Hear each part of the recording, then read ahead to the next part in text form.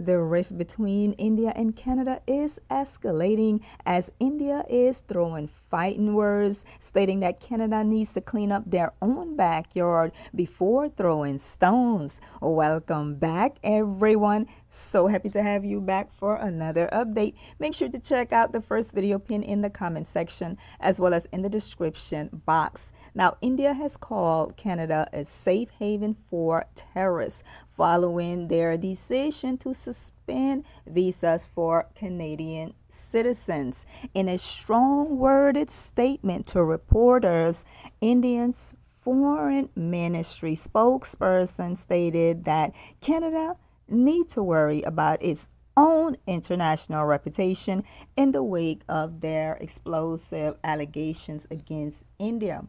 Now, they stated if you're talking about reputational issues and reputational damage, if there's any country that needs to look at themselves, they believe it is Canada, because Canada has a growing reputation as a place of safe haven for terrorists, for extremists, and organized crime. Fighting words by India. Now, their comments were followed by the suspension again of visa applications for Canadian citizens over what they believe to be security threats against diplomats in Canada.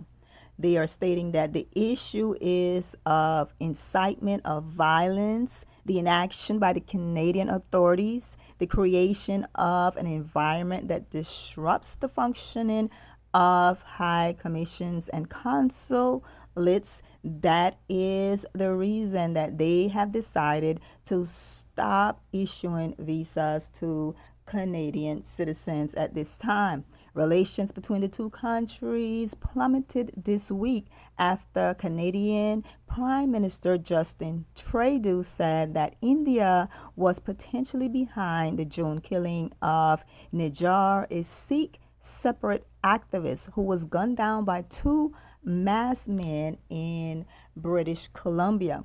India has denied the claims, calling them absurd, and that Canada has provided no specific information to support their allegations. Now, India's Ministry of Information and Broadcasting on Thursday issued an advisory to television channels asking them to refrain from giving any platform to persons who are facing serious charges such as terrorism or belonging to organizations prescribed by law.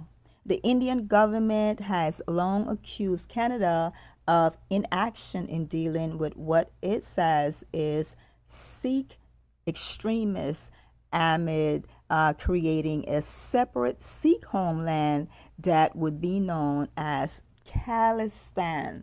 Now, India considers calls for Khalistan a grave national security threat.